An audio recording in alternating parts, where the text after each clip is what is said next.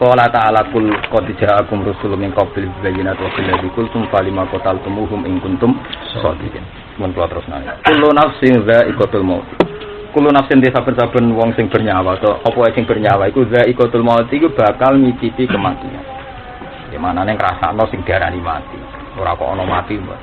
Di mati mboten enten nggih. Mati mboten enten. Kabeh ulama ijma' mati itu ndak ada. Mati ku ibaratun sangka roh sing terlepas sangka jasad. Terus wong darani ngono iku mati, tapi hakikate roh ora tau mati. Mulane sekali sampeyan cara wong akeh mati, iku kan terus didakok kuburan. Cara wong akeh mati, tapi cok kowe malah ngawali kehidupan. Ini ku rupa-rupane berhadapan mungkar nakir. Bariku nak tepak ya raudhatun min riyadil jannah, nak ora tepak ya kufratun kufarin. Ane wong wis mikir warisan. Wis lare sukuman di warisan akeh-akeh yo. Dadi mati mboten enten. Terus mati niku ibarat sangka roh terpisah sangka jasad. Setelah itu ngalami kehidupan. Mulane ngendikane Sayyidina Ali, sebagian ulama darani ku hadis annasu niyamun wa idza matu intabatu. Dadi wong hakikate saiki turu. Justru nek mati lagi ta. Iku sama dengan teori Quran fakashafna angka aka fa basarukal yauma napa hadis. Jadi ketika sampean sebenarnya mati ku pangeran dawuhna ning sampean to malaikat liwat malaikat laqad kunta fi ghaflatin min hadza. Kowe dhisik alalina ape mati. Fakashafna angka aka. Saiki kita buka. Fa basarukal yauma hadis. Kowe saiki roh tenang, wis cerdas. Hadis itu cerdas, wis pinter. Mulane Sidina Ali zaman ning donya mlete ora karuan, tapi mlete wong alim jeneng ibadah. Jeneng wong alim wajib mlete, malah ora mlete dosa. Nggih, pancen urusan ilmu lho ya, tapi urusan apa? Ilmu. Sayyidina Ali ketika maca ayat itu ngendikan ngeten, wis masyhur dawuh Sayyidina Ali. Semua ulama mengabadikan dawuh. Lauku sifal khata mastaqtu yaqinan. Ben niku wong kafir. Nah aku umpama sok mbenono ngono iku keyakinanku gak tambah. Karena kalau keyakinannya tambah, berarti dia setengah tidak percaya kan? Maka Sayyidina Ali lauku sifal khata mastaqtu yaqinan. Jadi misalnya Sayyidina Ali kabundut, terus ketemu mungkar nakir. Sesuai yang saya yakini. Mbak ini misalnya mlebu swarga ya sesuai yang saya yakini. Mbok ngliwati siratal mustaqim ya sesuai yang saya yakini. Makanya Sayyidina Ali masyhur ngendikan, aku ra gelem nek ilmuku tambah ning akhirat. Lauku sifal khata mastatu yaqinan. Umpama tutup dibuka, keyakinanku gak tambah. Karena dia yakin betul apa yang dijawabkan Nabi itu benar.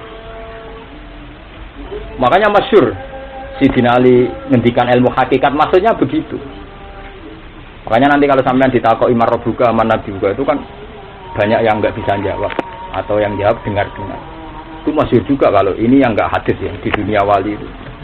Imam Malik itu pernah ada temannya akrab gitu. Meninggalnya menyusul beliau. Pas takoki mungkar nakir lagi maki-maki. Oleh meran regani wong.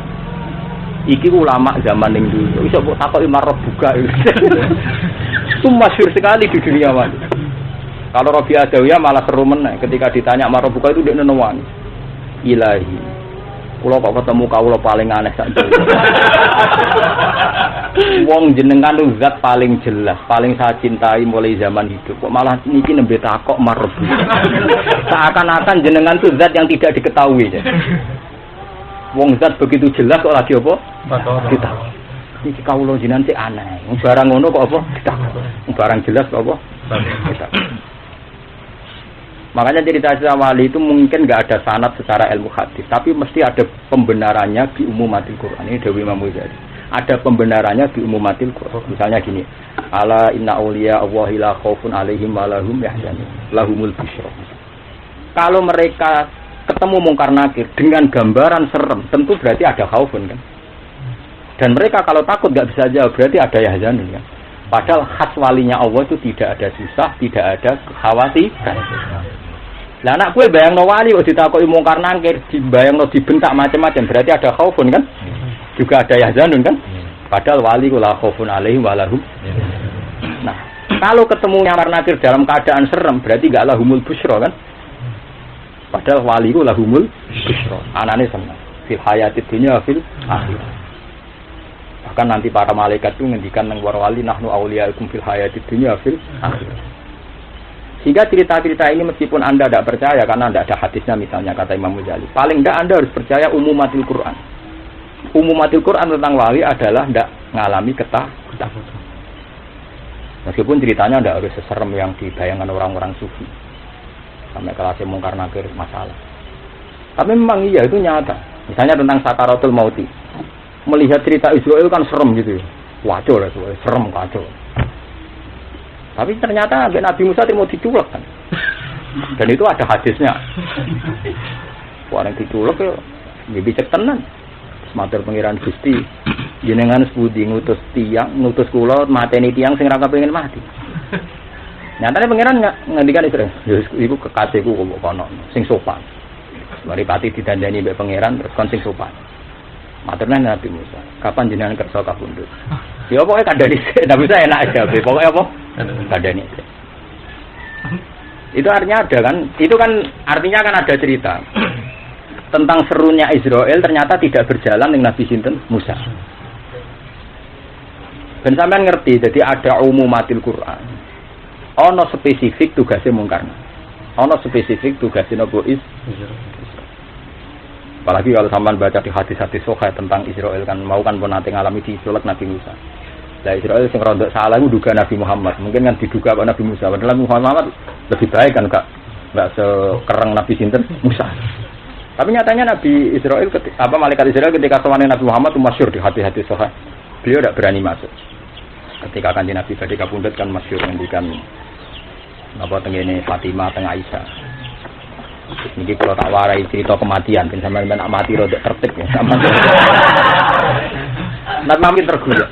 Makanya guyon itu sunah para ulama. Guyon. Jadi kanjeng Nabi bareng yakin badhe kapundhut kurang 8 hari, wakila kurang 16 hari. Itu persis di hadis sahih itu rata-rata bilang 16 hari. Sangka ayat napa jenenge wattaqu yauman turja'una fihi ila Allah. Kalau dari ayat al-yauma akmaltu itu hitung mawon. Nabi baca ayat itu di Arafah tahun 10. Kemudian Arafah tahun 10. Artinya Dzulhijjah kan? Berarti Dzulhijjah besar, Syura, Safar, Mulud. Berarti 4 bulan. Tapi nak sangka wattaqu yauman turja'una fihi ila Allah rata-rata ulama bilang hanya 16 hari. Akhiru ayatin nazalat. Kalau di ilmu Quran kan ada akhiru suratin nazalat, ya ada akhiru ayatin nazalat. Nabi carane guyon ngeten, dadi pidato teng masjid khutbah. Itu Nabi memang luar biasa. Beliau supaya sahabat tidak shock ya. Nabi guyon ngeten. Aro'aitum, saya minta pendapat kalian. Abdun khuyira baina ma indahu wa baina ma indah. Umpamane wong kon milih antarane pilihane Allah mbek milih nuruti kowe milih. Sahabat enak. Nak yang waras nggih milih pilihane pangeran. Lalu itu terjawab. Waben. Jadi Nabi Asotaktum, apa kamu benar nggih Gusti? Kanjeng Nabi, angger tiyang waras nggih milih pilihane pangeran. Kalau aku mulai tanya dulu iku. Iki wono abdun sing khuyira, ya ono abdun. Nabi ra bilang saya ndak abdun khuyira. Kon milih saiki awor pangeran apa awor kowe? Langsung nang itu wah iki jenengan. Tapi kadung jawab mesti milih main Jawa kan. Di sahabat aslinya ya getun waktu kadung jawab. Itu mulai itu sahabat itu enggak ada yang kerja. Tiap hari itu di Sufa, di masjid cari napa cara kata tadi ya tajassus, cari ya tatabak beritane Nabi kapan kabundut. Kepala Nabi sudah kelihatan gerah karena pernah sholat diikat kepalanya. Itu begitu seterusnya sampai Nabi ketika ketemu Aisyah ya. Hentikan si masyhur Aisyah. Ya Aisyah, abdun khuyira baina ma indahu wa baina ma danakum. Aisyah kan masyhur hentikan idzan layak taruh. Ya, kanjeng Nabi digawe Mbak Aisyah. Kulo dibandingno pangeran mesti kalah. Aisyah iki ana wong kon milih antarane pangeran mbek awor kuwe. Jare Aisyah, idzan layak taruh. Mosok kulo dibanding pangeran mesti jenengan milih napa? Pangeran. Akhirnya walhasil masyhur Nabi terus nimbali Sayyidah Fatimah. Ajlokno Fatimah. Terus Fatimah rawuh. Nah, ketika Fatimah rawuh itu ketemu orang itu yang enggak pernah dikenal oleh Sayyidah Fatimah. Ketika dekat Rasulullah ditanya, kamu ketemu siapa? Itu ada orang di pintu, begini-begini. Itu Israel. Dia tidak berani masuk sebelum saya izinkan. Dan saya izinkan setelah saya ketemu kamu. Itu artinya Israel ternyata sopan juga. Jadi teori bahwa Israel tidak maju, tidak mundur. Pas. Lain tak suruh nasa atau jadi itu memang teori umumatil Quran. Dan kita sepakat pasti begitu. Tapi untuk Nabi Muhammad kan Gelem ra gelem ngenteni kan. Gak main suwana. Tetep antri kan. Meskipun umpama langsungan ya ora kaya Nabi Musa kan. Lah ini yang penting dipakai perbandingan. Jadi umumatil Quran itu harus diimani, tapi khususiyah juga harus. Lain ketika Sayyid Muhammad, wong kudu iman ning umumatil Quran, tapi kudu iman ning khususiyahe para nabi. Karena kalau sampean ora percaya khususiyah, berarti kaya wong kafir. Di mana wong kafir darani nabi itu in antum illa basyarum misluna. Kowe kaya manusa persis kita. Tapi nak kowe darani nabi berlebihan yo kaya wong Nasrani, la tutruni kama atrotut an-nasor. Kowe berlebihan nyifati napa nabi. Sampai kaya pangeran. Lane ning burda iku kok edahe ngidolakno nabi cara burda kan dak madda'at hun nasara fi nabi ini wahkum bima syi'tamat hanfihi wa tahimi. Sing penting kok edahe dak madda'at hun nasara. Wis tak nyifati nabi berlebihan gak apa-apa. Sementing tinggalkan tradisi Nasrani. Yaitu ngelem kebablasan nganti uluhiyah. Lane dak ninggalo sira maing perkara da'at kang dakwahu ing mas sapa an-nasara fi nabihi. Jadi ngelem nabi berlebihan ora apa-apa asal ora menyentuh napa wilayah napa wilayah utawa ulu. Mane gak apa-apa kaya ngelem nabi Israil wedi kaya Nabi Muhammad. Enggak apa-apa, memang hakikate nabi afdhalul khalqi. Sehingga Israil harus ngalami demikian. Mane masyhur ning cerita-cerita nganti ana ulama sing kesemsem piye Israil ora tau ngaji. Perkarane ketika nanti sudah mati semua terakhir kan Jibril, kan Hamalatul Arsy sudah mati Jibril cek kan jupuk Israil. Terakhir Israel. Wis kabeh mboten ana sing bisa urip. Cek sitok sinten? Yo kowe. Barang kon jabut nyawane nek waduh sing ngendikan ngene enten. Umpama Gusti kula ngerti nek jabut nyawa lara, kula riyen ati-ati. Lah jare kiai-kiai, kok ngaji saiki cah. Dadi ketune tok, Mbah. Wah, ketune apa? Dadi saiki tenang ae.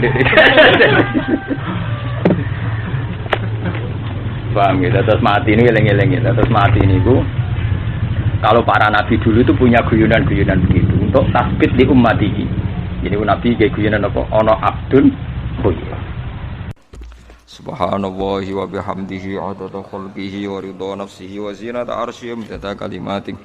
Subhanallahi wa bihamdihi adada khalqihi wa ridha nafsihi wa zinata arsyihi wa kalimatih. Subhanallahi wa bihamdihi adada khalqihi wa ridha nafsihi wa zinata arsyihi midada kalimati.